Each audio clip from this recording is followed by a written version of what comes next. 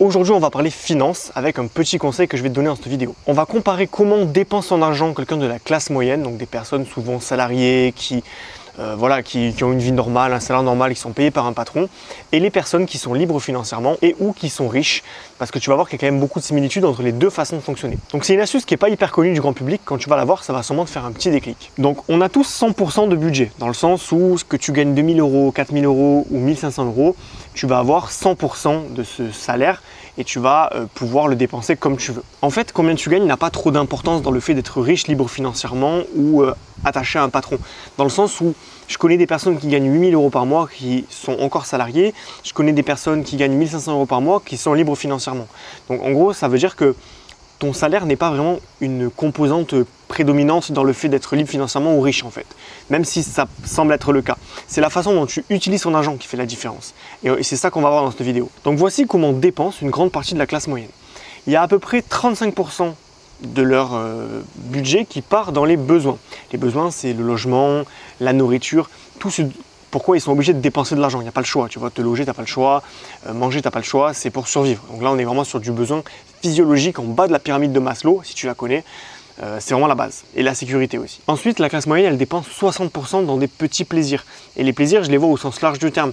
Elle va commander sur des livres, elle va fumer des cigarettes, elle va acheter une voiture à crédit, une belle voiture qui lui fait plaisir. Tu vois, la BMW, la Mercedes, la dernière Renault, tu vois. La classe moyenne a tendance à se faire beaucoup plaisir, à vraiment profiter. Et je peux comprendre, tu vois, il y a une frustration. Quand tu es salarié, tu passes ta vie à bosser pour un patron, tu prends pas de plaisir dans ton boulot, donc forcément tu cherches ton plaisir ailleurs. Tu le cherches dans les achats compulsifs, tu le cherches dans les petits plaisirs.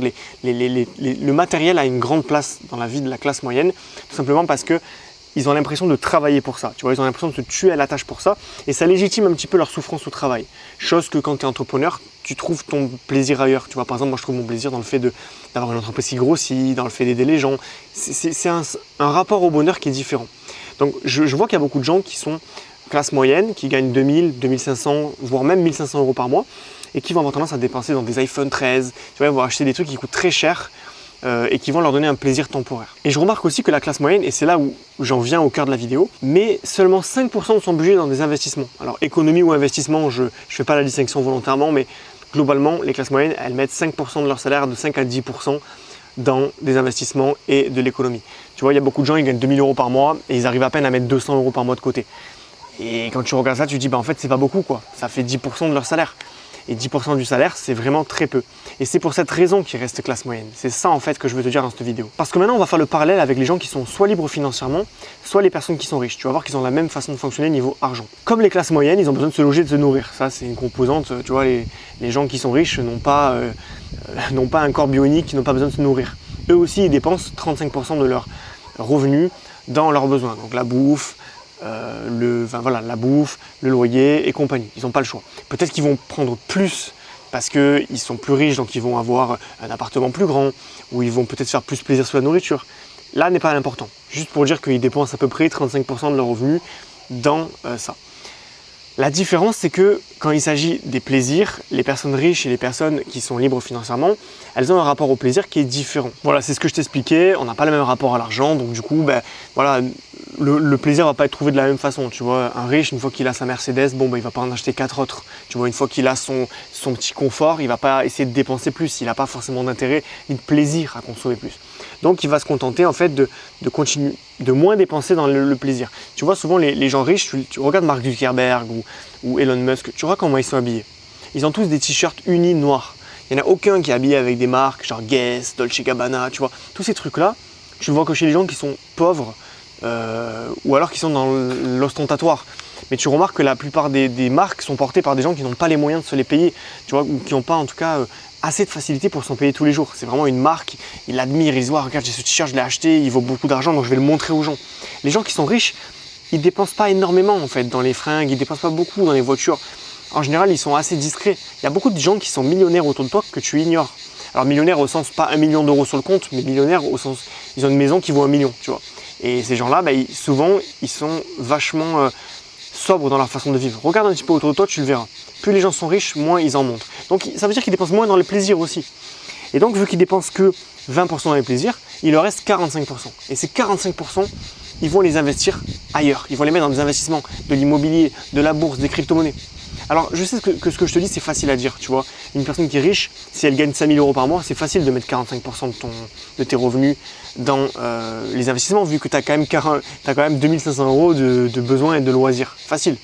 Mais je te dis pas ça pour te culpabiliser, tu vois, en tant que classe moyenne et te dire, ouais, tu vois, tu devrais faire mieux. C'est pas ça. Ce que je suis en train de te dire, c'est pour te montrer qu'en fait, il y a quand même une proportion qui est importante à respecter. Et cette proportion, on ne la respecte pas au quotidien. Clairement, moi, je dépensais beaucoup trop à l'époque. Avant de devenir minimaliste, je dépensais énormément d'argent. J'allais sur Amazon, je commandais jusqu'à 200-300 euros de trucs sur Amazon, des gadgets, des machins. Parce que ça me faisait me sentir vivant, ça me faisait me sentir... tu vois, j'avais l'impression de travailler pour quelque chose. Sauf que quand tu travailles, que tu supportes plus ton travail et que tu mets tout ton argent finalement sur ton compte bancaire, tu as l'impression d'avoir travaillé pour rien. L'idée, voilà, c'est de pouvoir te payer des choses avec, de voyager beaucoup, d'acheter des trucs. Donc oui, c'est plus facile quand tu es riche, effectivement, ou quand tu es libre financièrement, de mettre de côté. C'est vrai, parce que tu as moins de frais et aussi parce que tu as plus d'argent. Quand tu es libre financièrement, tu ne vas pas au boulot, tu ne dépenses pas d'essence pour aller travailler. Tu vois, rien que ça fait peut-être 200 euros d'économiser sur le mois. Surtout au prix où ça coûte aujourd'hui. Mais voilà, tout ça pour te dire qu'en fait, fais attention à la proportion de tes revenus. Fais attention à la proportion que tu dépenses dans des choses qui ne te rendent pas forcément heureux ou des choses qui vont plomber ton budget. Voilà, tu ne devrais pas mettre 5% de côté. Tu devrais au moins arriver à mettre 10, 15, 20% de côté par rapport à ce que tu gagnes. Même si tu gagnes 1 500 euros par mois. Investir, effectivement, c'est chiant parce que tu vas devoir dépenser moins pour ton confort, moins pour ton plaisir à l'instant T. Mais plus tard, si tu fais cet effort, tu vas avoir beaucoup plus à dépenser pour tes dépenses. C'est ça en fait qui est paradoxal, c'est que plus tu vas être minimaliste, plus tu vas investir aujourd'hui, plus tu pourras dépenser plus tard. Pendant que tout le monde va être là à galérer toute leur vie, à pouvoir dépenser seulement 500 euros par mois de loisirs, bah toi, tu vas pouvoir mettre que 200 de loisirs pendant un moment, mais plus tard, tu pourras mettre 1500 dans les loisirs. Donc tu vois, c'est comme un jeu vidéo, c'est progressif. Tu commences au niveau 0 et puis tu montes petit à petit. Au lieu de faire toute ta vie le même niveau sans pouvoir améliorer tes conditions financières. L'idée d'investir, c'est de faire travailler l'argent pour toi plutôt que de travailler pour l'argent. Et ça fait toute la différence parce que ton temps, il est limité sur cette planète. Tu ne pourras pas travailler 26 heures par jour, il n'y a que 24 heures, tu vois, et même tu as besoin de dormir entre temps. Donc tout ce temps où tu ne travailles pas, c'est du temps où tu ne gagnes pas d'argent. Le seul moyen de gagner de l'argent pendant que tu dors, c'est soit d'investir ton temps dans un projet, et donc après faire des revenus passifs, comme j'en parle régulièrement sur cette chaîne, ou alors d'investir de l'argent et de le faire travailler pour toi. C'est les deux solutions phares, il n'y en a pas d'autres. C'est vraiment le débat entre le plaisir immédiat et le plaisir différé. Le plaisir immédiat, c'est un truc que tu as aujourd'hui. Tu vois, tu vas acheter un iPhone aujourd'hui, tu as 1300 euros d'économie, fais-le, achète-le. Mais par contre, tu vas être heureux pendant un temps. Mais tu ne seras plus derrière parce que tu n'auras plus d'argent et parce que tu continueras à bosser pour un patron. Alors que le plaisir différé, c'est tu te prives entre guillemets. Je te prive avec des guillemets parce que je ne me prive pas vraiment. Je profite de ma vie aussi, tu vois. Je pars en voyage, je vais boire des coups, je m'amuse, j'achète des gadgets aussi. Mais toujours en faisant attention. Le plaisir différé, c'est que plus tard, je sais que je pourrais avoir toute ma vie la liberté financière, que j'aurais plus jamais besoin de travailler, que peu importe ce que je veux acheter, je pourrais l'acheter. Aller à la station-service et faire 80 euros d'essence, ça me fera plus mal. Tu vois, je me dirais plus, waouh, 80 euros, c'est beaucoup. Voilà, tu vois, ça, la liberté financière, l'abondance, c'est des plaisirs différés qui sont pour moi plus forts que le plaisir immédiat d'acheter un produit. Inspire-toi des gens qui réussissent, inspire-toi des gens qui t'inspirent, inspire-toi des gens qui sont riches tout simplement. Arrête de regarder les gens qui réussissent pas et qui te disent « Ah, c'est bon, il faut se faire plaisir ». Tu vois, les gens qui n'ont pas d'argent et qui te disent « Vas-y, fais-le, c'est bon, fonce, achète ça, c'est bien, achète une voiture à crédit, c'est génial le crédit ». Tu vois, écoute des personnes qui t'inspirent, regarde comment ils fonctionnent. Les riches, ils n'ont que des crédits immobiliers, ils n'ont pas de crédit à la consommation. Mais combien il y a de gens de classe moyenne qui ont des crédits à la consommation pour se payer la dernière BM qui coûte 30 000 euros et qui ne peuvent pas se payer et qui vont mettre 10 ans à rembourser? Regarde-les aussi ces gens-là. Et regarde si tu as envie de leur ressembler ou si tu as envie de ressembler à quelqu'un d'autre. Voilà, donc j'en profite pour faire une transition bien trouvée. Si tu n'as pas encore téléchargé mon tableau Excel qui te permet d'optimiser ton budget et d'économiser jusqu'à 500 euros par mois, donc économiser ou investir, peu importe combien tu gagnes, peu importe ton salaire, alors je t'invite à le télécharger. Je te le mets en description. Voilà, donc tu vas rentrer tes données, tes revenus, tes dépenses, ton reste à vivre et il va te dire combien tu peux investir ou économiser, combien tu peux mettre de côté. Ça va te permettre d'avoir une vision très globale de ton budget parce que souvent les budgets on les gère pas, tu vois, on a l'impression de les gérer et puis quand on va sur le compte bancaire on fait « Oh, je suis en négatif » ou « Ah, je pensais que j'avais dépensé moins ». On ne suit pas notre budget alors qu'on devrait tous le faire. Donc là, je te mets à disposition un tableau qui est vraiment bien foutu, que j'utilise depuis déjà 5 ans, tous les mois je le remplis, encore aujourd'hui, et qui me permet d'optimiser au mieux mes finances, de mettre le plus possible de côté, de l'investir le plus possible pour vraiment suivre mon patrimoine, suivre mes finances mois après mois, année après année, pour me construire ma liberté financière. Voilà, donc tu vas avoir accès à ce fameux tableau Excel qui a été déjà téléchargé par 300 personnes sur ma liste.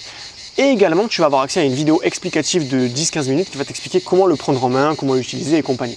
Voilà, c'est gratuit, je te mets le lien en description, tu peux juste cliquer pour l'avoir. Cet outil va te permettre de moins dépenser et surtout de tendre vers une vie minimaliste plutôt que d'avoir une vie où tu vas être beaucoup dans la dépense, beaucoup dans la démesure. Voilà, on se retrouve de l'autre côté sur la vidéo explicative du tableau.